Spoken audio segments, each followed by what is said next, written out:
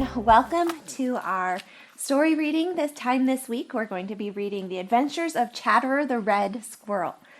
Let's pick up where we left off and see what trouble Chatterer can get himself into this week. Chapter 10. Old Mr. Toad Gets Chatterer at Last. Of course, you have guessed what it was that Chatterer had been meddling with. It was a mousetrap, and he had sprung it without getting hurt. Chatterer didn't know that it was a trap. He ought to have known, but he didn't. You see, it was not at all like the traps Farmer Brown's boy had sometimes set for him in the Green Forest. He knew all about those traps and never went near them. Now that there was nothing more exciting about the mousetrap, Chatterer turned his attention to the other funny thing. He walked all around it and looked at it from every side. It certainly was funny. Yes, sir, it certainly was funny. It looked something like a little house, only he could see all through it. He put one paw out and touched it. Nothing happened. He tried it again. Then he jumped right on top of it. Still nothing happened. He tried his sharp teeth on it, but he couldn't bite through it. You see, it was made of stout wire. Excuse me. Inside was something that looked good to eat. It smelled good, too. Chatterer began to wonder what it would taste like. The more he wondered, the more he wanted to know. There must be some way of getting in, and if he could get in, of course, he could get out again. He jumped down on the floor and ran all around the funny little wire house. At each end was a sort of little wire hallway. Chatterer stuck his head in one. It seemed perfectly safe. He crept a little way in and then backed out in a hurry. Nothing happened. He tried it again.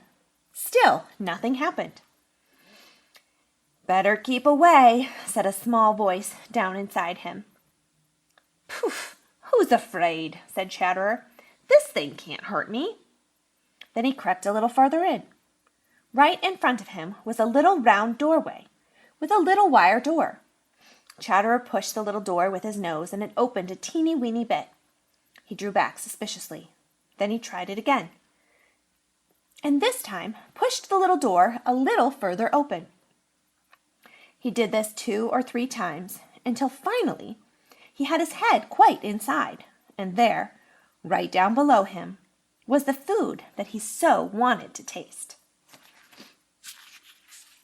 "I can hop right down and get it, and then hop right up again," thought Chatterer. "Don't do it," said the small little voice inside. "Corn is plenty good enough. Besides, it was time you were getting back to the old orchard." "It won't take but a minute," said Chatterer, "and I really must know what that tastes like." With that, he jumped down. Snap! Chatterer looked up. The little wire door had closed. Old Mr. Trouble had got Chatterer at last. Yes, sir, he certainly had got Chatterer this time. You see, he couldn't open that little wire door from the inside. He was in a trap, the wire rat trap set by Farmer Brown's boy. Chapter 11. What happened next to Chatterer?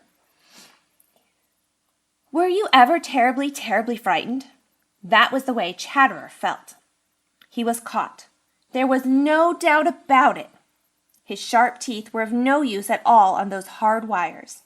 He could look out between them, but he couldn't get out. He was too frightened to think. His heart pounded against his sides until it hurt. He forgot all about that funny food he had so wanted to taste. And which was right before him now. Indeed, he felt as if he never would want to eat again. What was going to happen to him now? What would Farmer Brown's boy do to him when he found him there? Hark! What was that?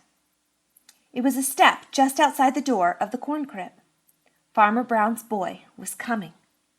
Chatterer raced around his little wire prison, and bit savagely at the hard wires. But it was of no use. No use at all. It only hurt his mouth cruelly. Then the door of the corn crib swung open. A flood of light poured in, and with it came Farmer Brown's boy. "Hello!" exclaimed Farmer Brown's boy as he caught sight of Chatterer. "So you are the thief who has been stealing our corn. And I thought it was a rat or a mouse. Well, well, you little red rascal. Didn't you know that thieves come to no good in the end? You are pretty smart, for I never once thought of you. But you were not so smart as you thought. Now, I wonder what we had better do with you." He picked up the trap with Chatterer in it and stepped out into the beautiful great out-of-doors. Chatterer could see across the dooryard to the old orchard and the familiar old stone wall along which he had scampered so often. They looked just the same as ever, and yet, well, they didn't look the same, for he couldn't look at them without seeing those cruel wires which were keeping him from them. Farmer Brown's boy put the trap down on the ground and then began to call, "Puss! Puss! Puss!" called Farmer Brown's boy. Chatterer's heart, which had been thumping so, almost stopped beating with fright. There was Black Pussy, whom he had so often teased and made fun of. Her yellow eyes had a hungry gleam as she walked around the trap and sniffed and sniffed. Never had Chatterer heard such a terrible sound as those hungry sniffs so close to him. Black Pussy tried to put a paw between the wires, and Chatterer saw the great cruel claws. But Black Pussy couldn't get her paw between the wires. "How would you like him for breakfast?" asked Farmer Brown's boy. "Meow," said Black Pussy, arching her back and rubbing against his leg. "I suppose that means that you would like him very much," laughed Farmer Brown's boy. "Do you think you can catch him if I let him out?" "Meow," replied Black Pussy again, and to poor Chatterer it seemed the awfulest sound he had ever heard. "Well, we'll see about it by and by," said Farmer Brown's boy. "There's the breakfast bell, and I haven't fed the chickens yet." Chapter 12. Chatterer is sure that this is his last day. There was no hope, not the teeniest, weeniest ray of hope in the heart of Chatterer, as Farmer Brown's boy picked up the wire rat trap and started for the house. Black Pussy, the cat, followed at his heels, looking up at Chatterer with cruel, hungry eyes. Chatterer took a farewell look at the old orchard, and way beyond it the green forest, from which he had been driven by fear of Shadow the Weasel. Then the door of the farmhouse closed and shut it all out. If there had been any hope in Chatterer's heart, the closing of that door would have shut the last bit out. But there wasn't any hope. Chatterer was sure that he was to be given to Black Pussy for her breakfast. Farmer Brown's boy put the trap on the table. "What have you there?" called a great voice. It was the voice of Farmer Brown himself, who was eating his breakfast. "I've got the thief who has been stealing our corn in the crib," replied Farmer Brown's boy. "And who do you think it is?" "One of those pesky rats," replied Farmer Brown. "I'm afraid you've been careless and left the door open some time, and that is how the rats have gotten in there." "But it isn't a rat, and I don't believe that there is a rat there," replied Farmer Brown's boy in triumph. "It's that little scamp of a red squirrel we've seen racing along the wall at the edge of the old orchard lately. I can't imagine how he got in there. But there he was, and now here he is." "What are you going to do with him?" asked Farmer Brown, coming over to look at Chatterer. "I don't know," replied Farmer Brown's boy, "unless I give him to Black Pussy for her breakfast. She had been teasing me for him ever since I found him." Farmer Brown's boy looked over to the other side of the table as he said this, and his eyes twinkled with mischief. "Oh, you mustn't do that. That would be cruel," cried a soft voice. "You must take him down to the Green Forest and let him go." A gentle face with pitying eyes was bent above the trap. "Just see how frightened the poor little thing is. You must take him straight down to the Green Forest, right after breakfast." "Isn't that just like Mother?" cried Farmer Brown's boy. "I believe it would be just the same with the ugliest old rat that ever lived. She would try to think of some excuse for letting it go." "God made all the little people who wear fur, and they must have some place in his great plan," said Mrs. Brown. Farmer Brown laughed a big, hearty laugh. "True enough, Mother," he said. "The trouble is, they get out of place. Now this little rascal's place is down in the Green Forest, and not up in our corn crib." "Then put him back in his right place," was the prompt reply. And they all laughed. Now all this time poor Chatterer was thinking that this surely was his last day. You see, he knew that he had been a thief, and he knew that Farmer Brown's boy knew it. He just crouched down into a little ball, too miserable to do anything but tremble every time anyone came near.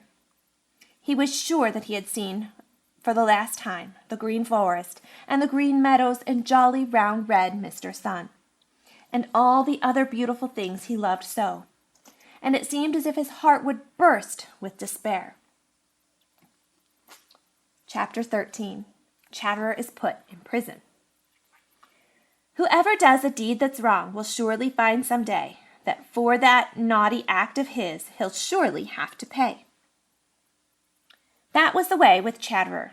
Of course, he had no business to steal corn from Farmer Brown's corn crib.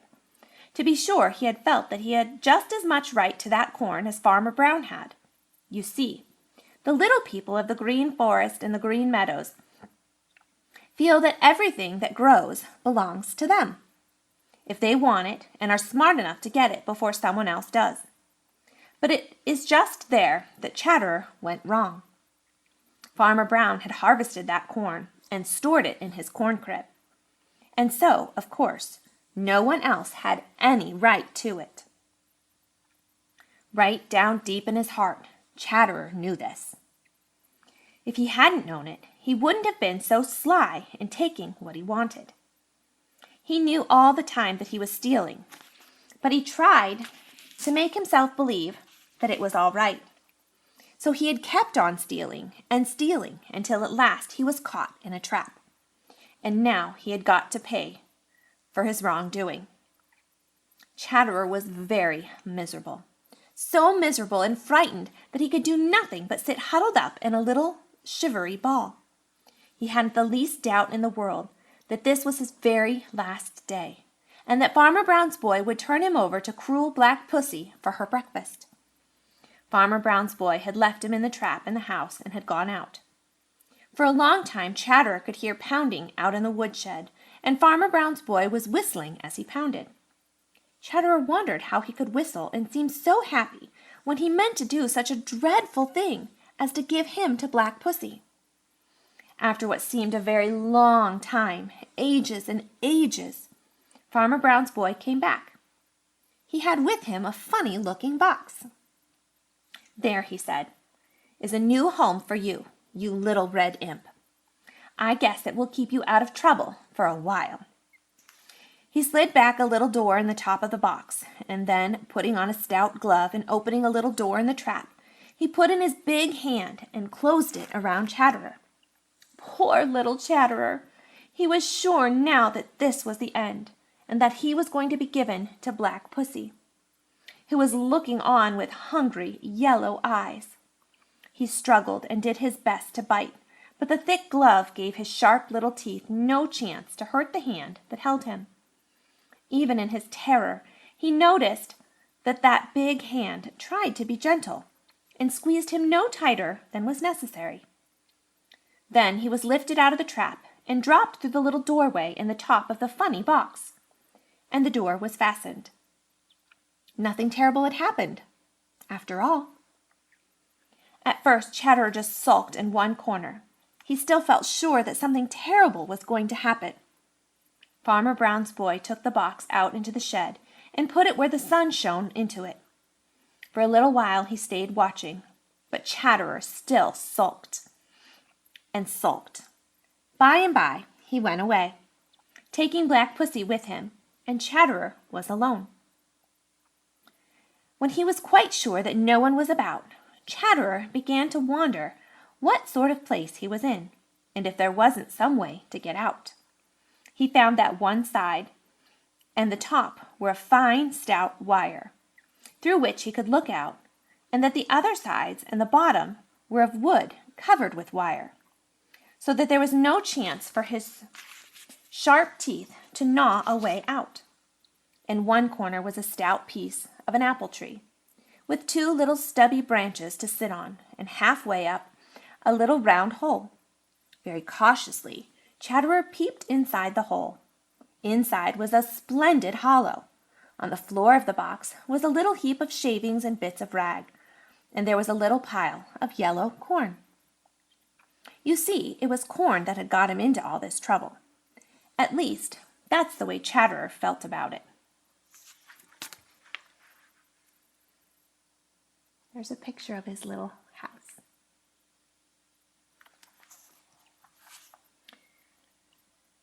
When he examined everything, he knew that there was no way out. Chatterer was in a prison.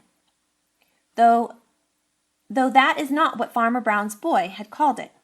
He said it was a cage. And we're going to stop there for this week. You'll have to come back next week to find out what happens to Chatterer. Bye.